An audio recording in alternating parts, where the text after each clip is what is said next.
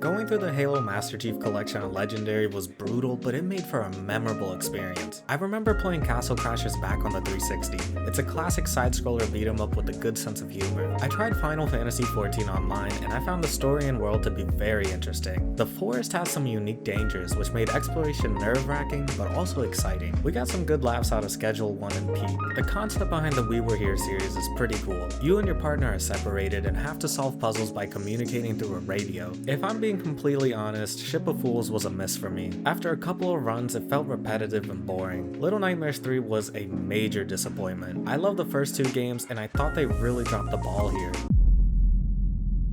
Adios is an indie game that I've been meaning to play for a while. It centers around two characters who have known each other for a long time and converse while going around a farm. Except there's an ominous vibe between the two. The writing and voice acting were great. The dialogue between these two felt realistic and human. As you play, you start to learn more about the player character, and you piece together what the two are actually talking about. This game ends up delivering a compelling narrative.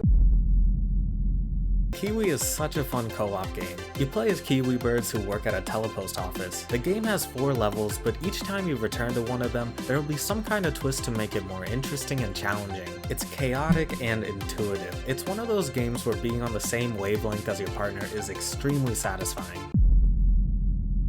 Bokura. Quick warning, despite its cute art style, this game is surprisingly bloody and explicit. Now with that out of the way, this game was pretty good. The gameplay consists of interesting puzzles for you and your partner to solve. Oftentimes, there will be things that you can see that your partner can't and vice versa, making it heavily rely on communication. What really snuck up on us was the story. It was very heartwarming, albeit confusing and graphic at times.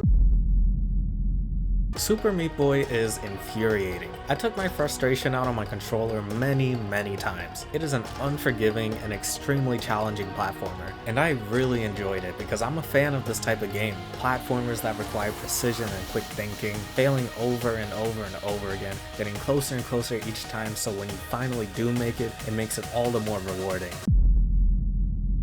Doom was everything I wanted it to be. I was in the mood to just absolutely destroy things, and Doom lets you do exactly that. You are constantly on the move, killing demons in the most graphic way possible. You're always acquiring new weapons and upgrades. I mean, what more could I have asked for?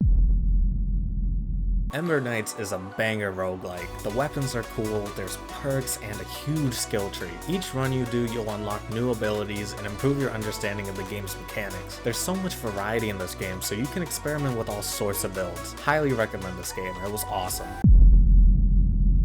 Halo 2 was hands down my favorite Halo game. The jump from Combat Evolved to this was massive. I liked the more interesting level design and focus on open terrain. The story was the real kicker. Combat Evolved set the stage, and this game just expanded it on a whole other level. I loved playing as both Master Chief and the Arbiter, allowing us to see more of the inner workings of the Covenant and how layered it is. The duality brought so much depth to both sides of the story.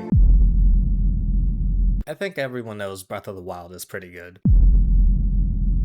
It Takes Two is now my favorite co-op game of all time, and I don't think it will be topped anytime soon. The worlds are full of imagination and detail. There's so much to do in them. They felt like playgrounds where you could just run wild and mess around. The amount of variety in the levels is ridiculous. There were always new ideas being thrown your way. The creativity of this game made me enjoy every second of it.